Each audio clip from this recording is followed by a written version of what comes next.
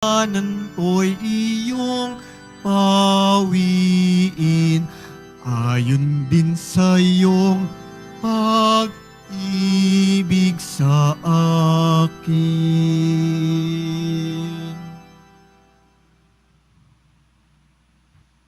Mulan po natin ang ating pagdiriwang sa ngalan ng Ama at ang Anak at ang Espiritu Santo.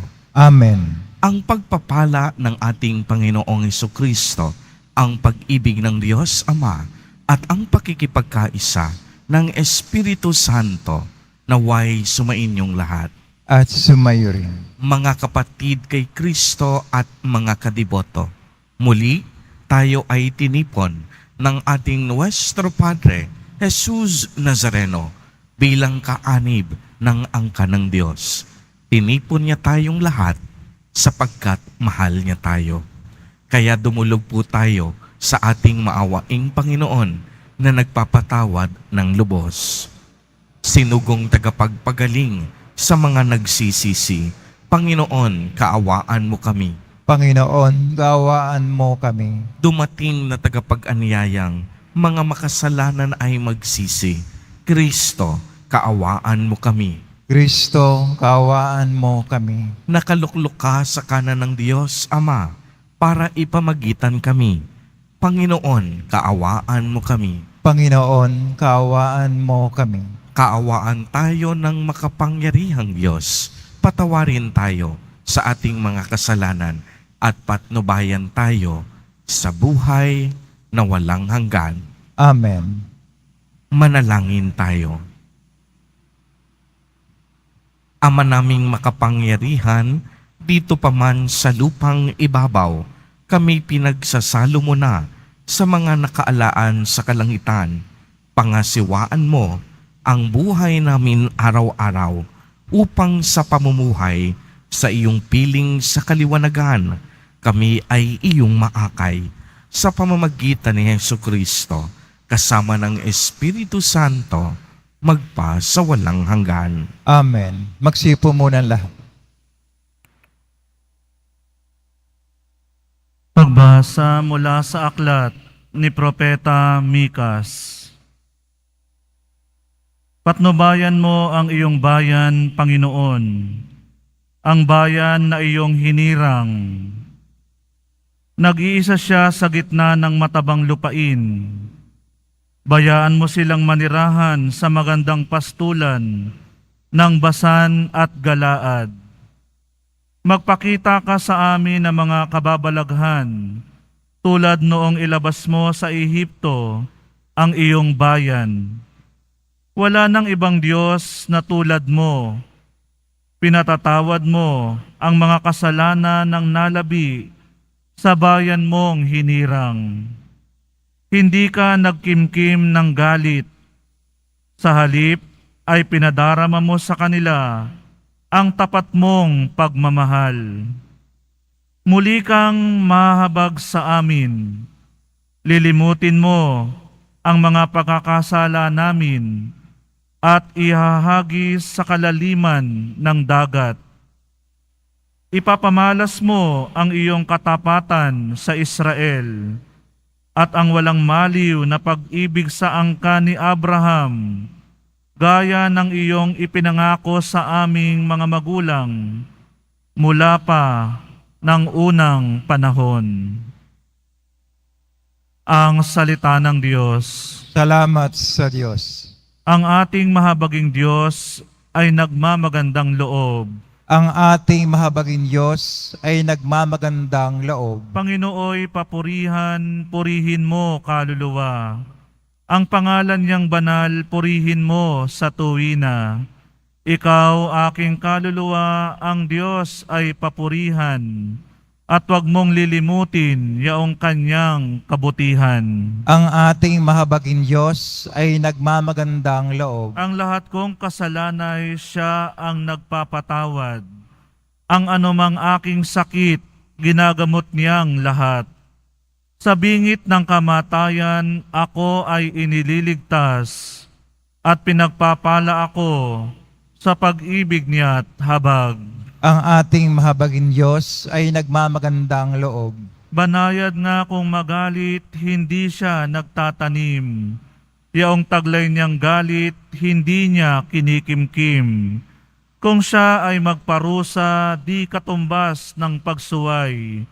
Di na tayo sinisingil sa nagawang kasalanan. Ang ating mahabagin Diyos ay nagmamagandang loob. Ang agwat ng lupa't langit, sukatin may hindi kaya. Gayon ang pag-ibig ng Diyos sa may takot sa Kanya. Ang silangan at kanluran kung gaano ang distansya, gayong-gayon ang pagtingin sa sinumang nagkasala. Ang ating mahabagin Diyos ay nagmamagandang loob. Tumayo na po ang lahat.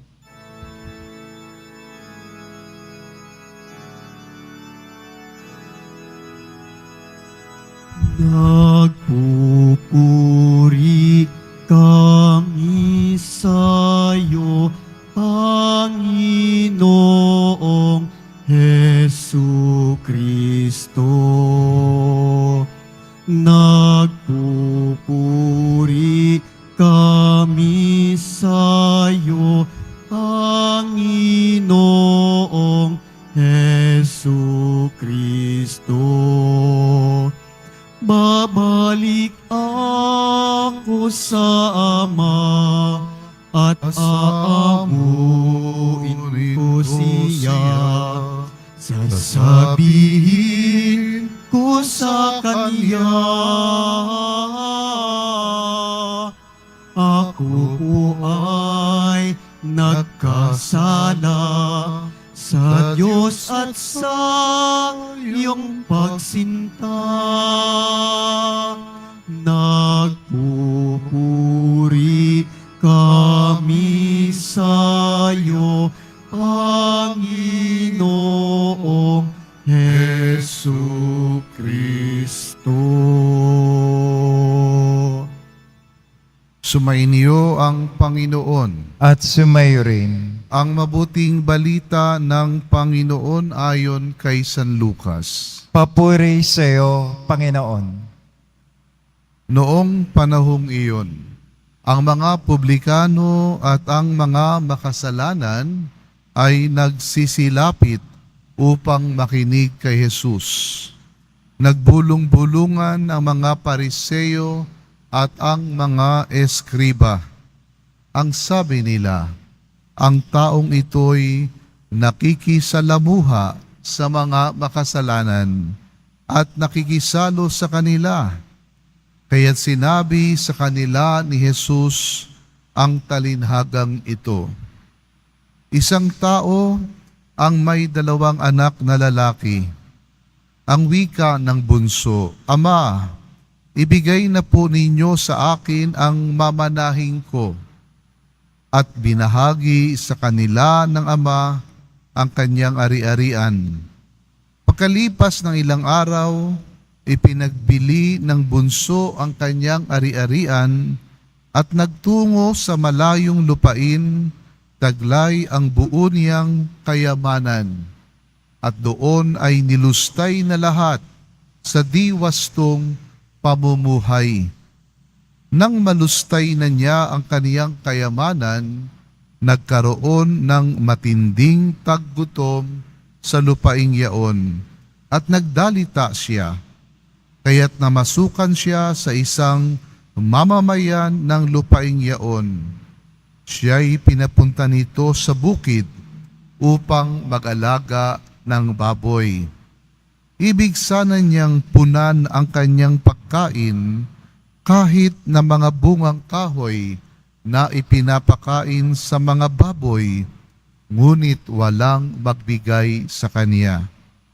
Nang mapag-isip-isip niya ang kanyang ginawa, nasabi niya sa sarili, ang mga alila ng aking ama ay may sapat na pagkain at lumalabis pa, samantalang ako'y namamatay ng gutom dito.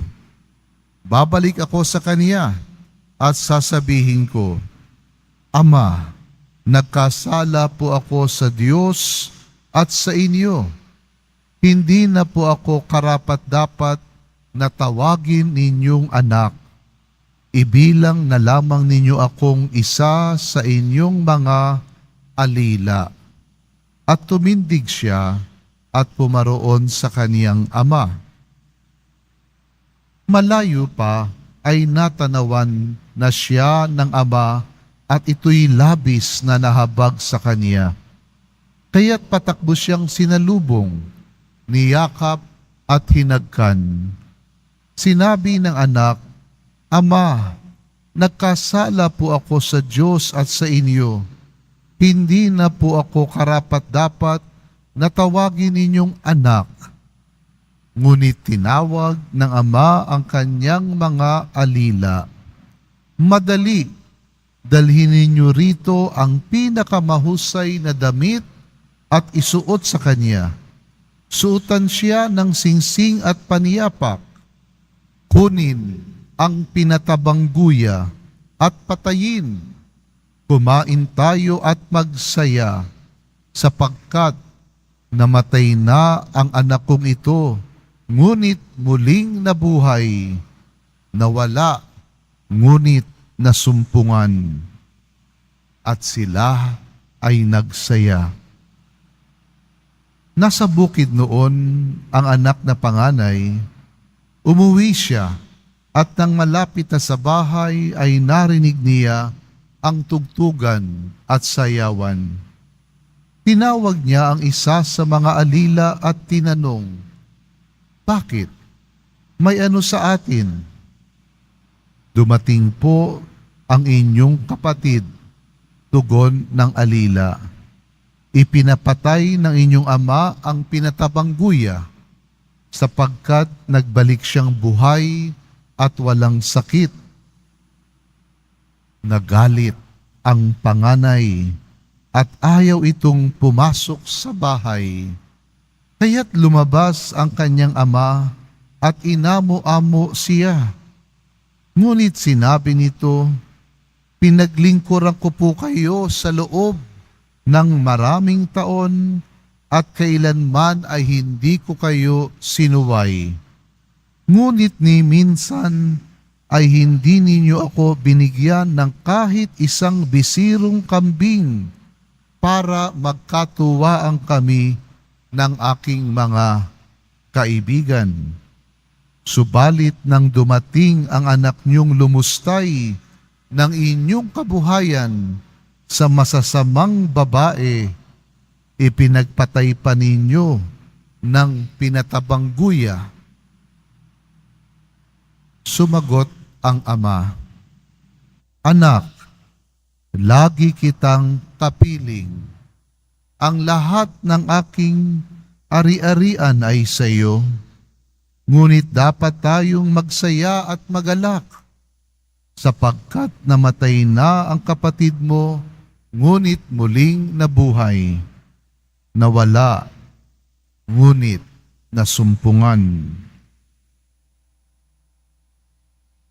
Ang mabuting balita ng Panginoon. Pinupuri ka namin, Panginoong Hesukristo. Magsipo muna ang lahat.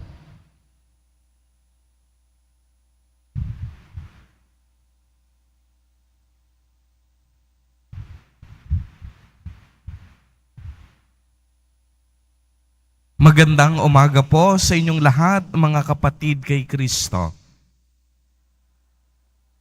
Sa lahat po ng ating mga taga-subaybay sa iba't ibang online platforms at sa lahat ng ating mga kadiboto sa iba't ibang panig ng Pilipinas at maging sa buong mundo kung saan tayo ay naaabot ngayon ng ating live streaming. Mapayapang umaga din po sa inyong lahat. Purihin at dakilain natin ang ating Panginoon, ang mahal na poong Jesus Nazareno.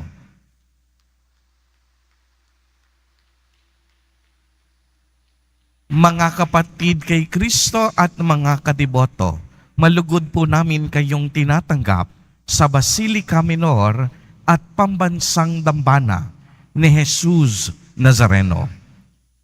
Alam po ninyo, isa sa pinakamaganda at makapangyarihang talinhaga na matatagpuan natin sa banal na kasulatan ay ang talinhaga ng alibughang anak na kung saan ipinahayag kanina sa ating ebanghelyo. Hindi lamang dahil kapupulutan natin ito ng napakaraming aral, kundi ang kwentong ito ay sadyang malapit sa ating mga puso. Tayo din minsan sa ating paglalakbay ay nararanasan ang tinatawag ng pagiging alibugha. May mga pagkakataon sa ating buhay na mas sarili natin ang ating iniisip at sinusunod sa halip na sundin ang kalooban ng Diyos. Kapag pansariling interes lamang lagi ang ating iniisip, tiyak yun, magdadala ito sa atin sa kapahamakan. Uulitin ko po, kapag personal na interes lamang ang ating iniisip sa araw-araw, tiyak yun, dadalhin ito at dadalhin tayo sa kapahamakan. Dadalhin tayo sa masama at hindi magandang direksyon.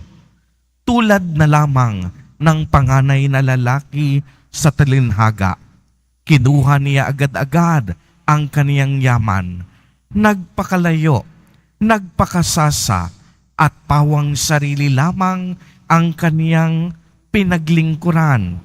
Subalit dumating ang araw na ang lahat ng kaniyang yaman ay naubos. Nawala ang lahat na mayroon siya. Dala ng matinding hirap at gutom, ay nagpasya siya na magbalik loob. Uulitin ko, nagpasya siya na magbalik loob sa Ama. At bahagi ng pagbabalik loob, siya ay buong pusong nagpakumbaba at humingi ng tawad sa kaniyang Ama. Mga kapatid kay Kristo at mga kadiboto, ang sinumang taong nagbabalik loob, dapat marunong siyang magpakumbaba at marunong siyang humingi ng tawad sa ating Diyos Ama. At alam po ninyo, nang malaman ito ng kaniyang Ama, pagmasdan ninyo ang ginawa. Malayo pa lamang, hinihintay na niya ang pagbabalik ng kaniyang naligaw at nalihis na anak. Para sa kaniya, ito ay isang pagkabuhay mula sa kamatayan. Isang kamatayan sa kasalanan at pagiging ganid at makasarili. Kaya naman, laking kagalakan ang naramdaman ng alibughang anak. Dapat kaparusahan ang hatol sa kanya. Subalit hindi ito ang pinili ng kaniyang Ama. Nangibabaw pa rin ang awa, pagmamalasakit at pagmamahal ng kaniyang Ama. Mga kapatid kay Kristo, ang talinhagang pong ito ay sumasalamin sa ating maawain at mahabaging Diyos Ama. Makikita natin dito na ang Panginoon ay bukas para sa lahat ng tao, lalong-lalo na sa mga makasalanang nagsisisi. Espesyal sa puso ng Diyos ang isang makasalanan na nagsisisi. Uulitin ko po, hindi mahal ng Diyos at hindi gusto ng Diyos ang kasalanan. Espesyal sa Kanya ang isang taong makasalanan ngunit nagsisisi. Palagi siyang naghihintay sa ating muling pagbabalik. Ang kapatawaran sa ating mga kasalanan ay kayang-kaya niyang ipagkaloob sa sinumang sa atin buong pusong magsisisi at magbabalik loob. Tunay nga pong walang kapantay at walang hangganan ang pag-ibig ng Diyos sa bawat isa sa atin.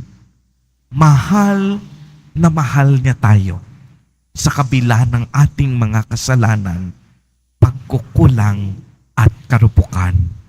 Mahal niya tayo sapagkat tayong lahat ay kanyang mga anak. Iiwan tayo ng mundo. Iiwan tayo ng ating mga mahal sa buhay. Subalit ang Diyos mananatili sa atin. Hindi niya tayo iiwan. Hindi niya tayo bibiguin. At kailanman maghihintay siya sa ating muling pagbabalik. Kaya't kung tayo po ay magpapakumbaba, magsisisi sa ating mga kasalanan at magbabalik loob, tayo pong lahat babaguhin ng Diyos. Babaguhin niya ang ating puso, buhay, at buong pagkatao. Amen. Purihin at dakilain natin ang ating Panginoon, ang mahal na poong Jesus Nazareno. Tumayo na po ang lahat.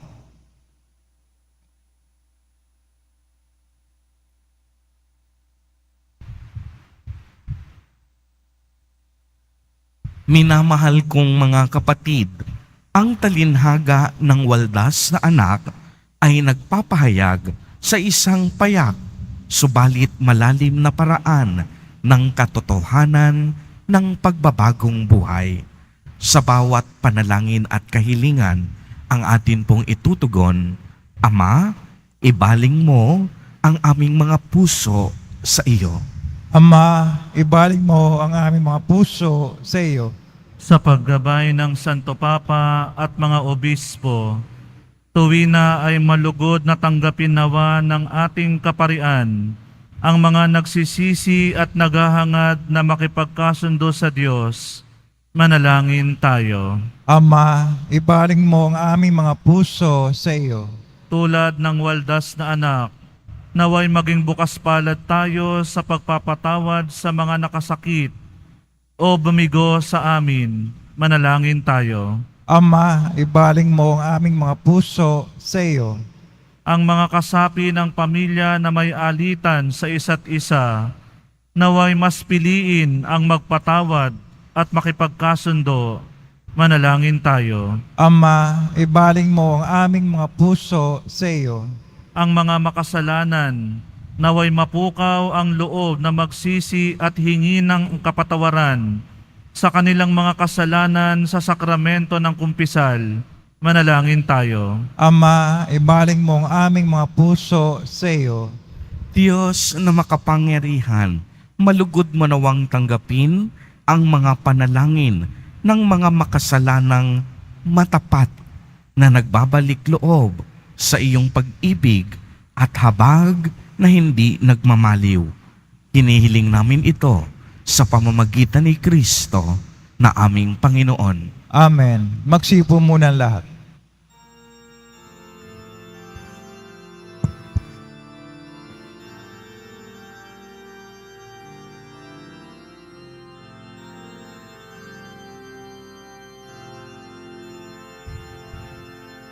Sa pagsunod sa utos mo, nalulugod akong labis. Di masukat ang galak ko, pagkat aking pag-ibig. Sa'yo, Ama, aming handog ang tinapay at alak na ito, handog ng iyong bayang sumasamo, humingi ng patawad mo. Tumayo na po ang lahat. Manalangin kayo mga kapatid upang ang paghahain natin ay kalugdan ng Diyos amang makapangyarihan. Tanggapin nawa ng Panginoon itong paghahain sa iyong mga kamay, sa kapurihan niya at karangalan, sa ating kapakinabangan at sa buong sambayan niyang banal. Ama naming lumikha, sa ginaganap naming pagdiriwang ngayon, pangyarihin mo ang kaligtasang sa ami iyong iniukol upang pagtimpiin kami nito sa pagmamalabis at akayin kami sa kaloob mong pagkasagip sa pamamagitan ni Hesukristo kasama ng Espiritu Santo magpa sa walang hanggan. Amen. Sumainyo ang Panginoon. At sumayo rin. Itaas sa Diyos ang inyong puso at diwa. Tinaas na namin sa Panginoon. Pasalamatan natin ang Panginoong ating Diyos. Marapat na siya ay pasalamatan. Ama naming makapangyarihan, tunay ngang marapat na ikaw ay aming pasalamatan sa pamamagitan ni Hesukristo na aming Panginoon. Sa pagbabakasakali mong kami bubuti, isinugo mo si Hesukristo upang pangunahan kami bilang pagsunod sa iyong atas na bigay. Ipinahayag ng iyong anak ang iyong kalooban na ang mga api at dukha ay kaniyang damayan. Ngayon ay iyong inihahandog ang pagkakataong aming maisaloob ang kaniyang ganap at kusang paglilingkod upang sa iyo'y lagi kaming makasunod. Kaya kaisa ng mga anghel na nagsisiawit ng papuri sa iyo nang walang humpay sa kalangitan, kami nagbubunyi sa iyong kadakilaan. Santo, Santo, Santo, Panginoon Diyos ng mga hukbo, napupuno ang langit at lupa ng kadakilaan mo, o sana sa kaitaasan. Pinagpala na paririto sa ngalan ng Panginoon, o sana sa kaitaasan. Magsilod po ang lahat. Ama naming banal, ikaw ang bukal ng tanang kabanalan. Kaya't sa pamamagitan ng iyong Espiritu, ay gawin mo pong banal ang mga kaloob na ito upang para sa amin ay maging katawan at dugo ng aming Panginoong Hesukristo. Bago niya pinagtiis ang kusang loob na maging handog, hinawakan niya ang tinapay, pinasalamatan kaniya. Pinagati-hati niya iyon, iniabot sa kaniyang mga alagad at sinabi, "Tanggapin ninyong lahat, ito at kanin.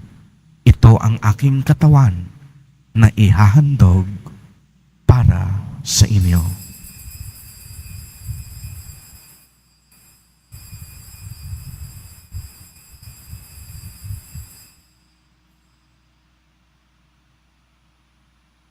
Gayon din naman noong matapos ang hapunan, hinawakan niya ang kalis, muli kaniyang pinasalamatan. Iniabot niya ang kalis sa kaniyang mga alagad at sinabi, "Tanggapin ninyong lahat ito at inumin. Ito ang kalis ng aking dugo, ng bago at walang hanggang tipan, ang aking dugo na ibubuhos para sa inyo at para sa lahat, sa pagpapatawad ng mga kasalanan. Gawin ninyo ito sa pag-alaala sa akin."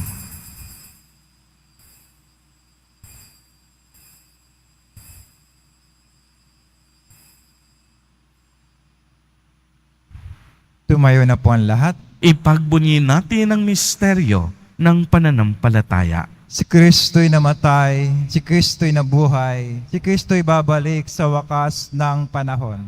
Ama, ginagawa po namin ngayon ang pag-alaala sa pagkamatay at muling pagkabuhay ng iyong anak.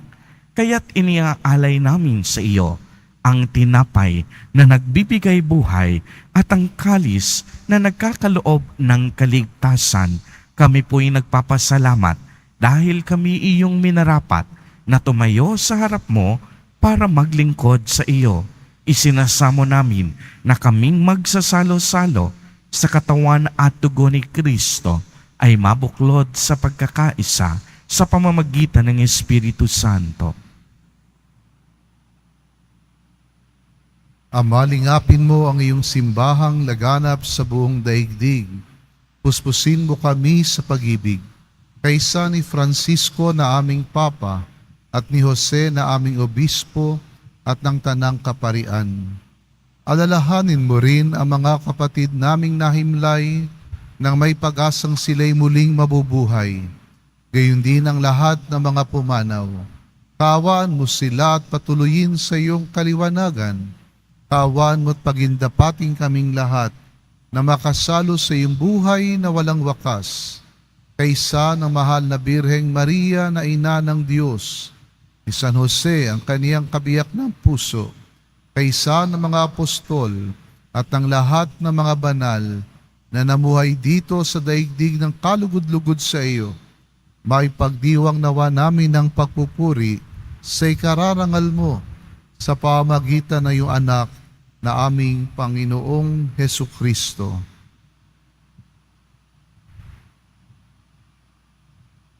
Sa pamamagitan ni Kristo, kasama niya at sa Kanya, ang lahat ng parangal at papuri ay sa iyo, Diyos amang makapangyarihan, kasama ng Espiritu Santo, magpa sa walang hanggan. Amen. Sa tagubilin ng mga nakagagaling na utos at turo ni Jesus na Panginoon natin na Diyos, ipahayag natin ng lakas loob. Ama namin, sumasalangit ka. Sambahin ang ngalan mo, mapasa amin ang kaharian mo, sundin ang loob mo dito sa lupa para nang sa langit. Bigyan mo kami ngayon ng aming kakanin sa araw-araw at patawarin mo kami sa aming mga sala para ng pagkapatawad namin sa nagkakasala sa amin at huwag mo kami ipahintulot sa tukso at yadya mo kami sa lahat ng masama. Hinihiling namin na kami iadya sa lahat ng masama, pagkalooban ng kapayapaan araw-araw, iligtas sa kasalanan at ilayo sa lahat ng kapahamakan, samantalang aming pinananabikan ang dakilang araw ng pagpapahayag ng tagapagligtas naming si Hesukristo. Sapagkat iyo ang kaharian at ang kapangyarihan, ang kapurihan magpakailanman. Amen. Panginoong Hesukristo, sinabi mo sa iyong mga apostol, kapayapaan ang iniiwan ko sa inyo. Ang aking kapayapaan ang ibinibigay ko sa inyo. Tunghayan mo ang aming pananampalataya at huwag ang napakarami at paulit-ulit naming pagkakasala. Pagkalooban mo po kami ng kapayapaan at pagkakaisa ayon sa iyong kalooban, kasama ng Espiritu Santo, magpa sa walang hanggan. Amen. Ang kapayapaan ng Panginoon ay laging sumainyo. At sumayo rin. Magbigayan po tayo ng kapayapaan sa isa't isa.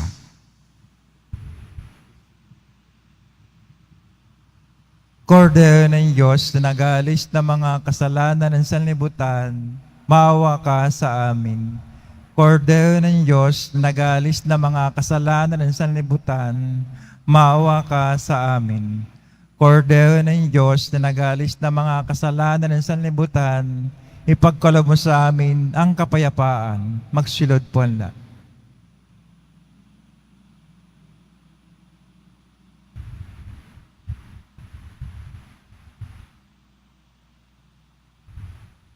Mga kapatid kay Kristo at mga kadiboto, narito ang ating Nuestro Padre, Jesus Nazareno. Lumapit po tayo sa Kanya at magbalik loob.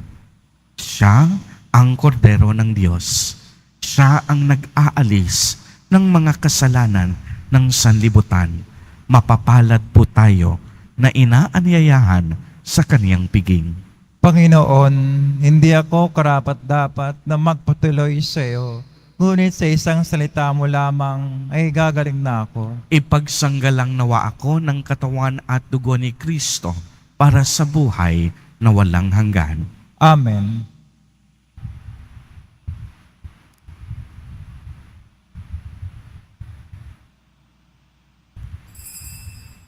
Para sa lahat ng tatanggap ng banal na komunyon, sasagot po tayo ng Amen.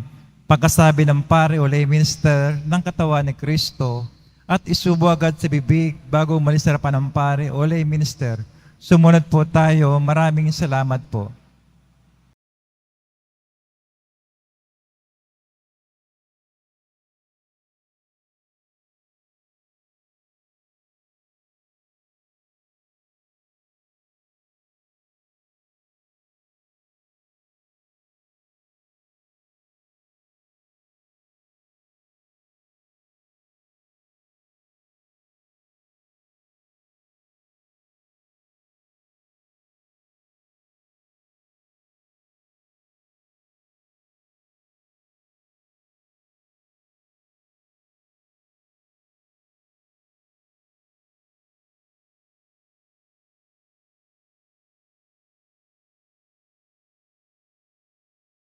Manalangin tayo. Ama naming mapagmahal, lubos nawang manaig sa aming kalooban ang tinanggap naming banal na pakikinabang upang mapagsaluhan namin ang ganap na bunga nito sa pamamagitan ni Jesucristo kasama ng Espiritu Santo magpasawalang hanggan. Amen. Bago po ang huling pagbabasbas, ay pasalamatan po natin si Father Alain Manalo at ng kaniyang parokya mula sa Imos, Cavite, Holy Family Parish na nakisalo at nakibahagi sa pagdiriwang natin ng banal na Eucharistia.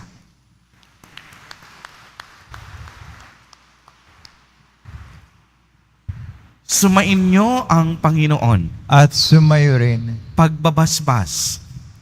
Mahal na poong Jesus Nazareno, inihayag mo sa pamamagitan ng krus ang walang maliw na pag-ibig ng Diyos sa sangkatauhan. Pakinggan mo ang kahilingan ng iyong angkan na nagsusumamo sa iyo. Makamtanawa nila ang iyong katugunan at tanggapin ang kasagutan na may utang na loob na tinatanaw. Basbasan din po ninyo ang mga daladala nilang mga imahen at dasalan. Sa pamamagitan ng bendisyon na ito, naway maalala nila ang mga pangako nila noon sa binyag na ikaw ang kanilang iibigin at paglilingkuran bilang Panginoon magpa sa walang hanggan. Amen. At sasamahan po ako ng aking kapatid na pari para sa pagbabasbas. At pagpalain po kayong lahat at ng inyong buong pamilya ng makapangyarihang Diyos, Ama, Anak, at Espiritu Santo. Amen. Humayo kayong taglay ang pag-ibig at kapayapaan ng Poong Jesus Nazareno. Salamat sa Diyos.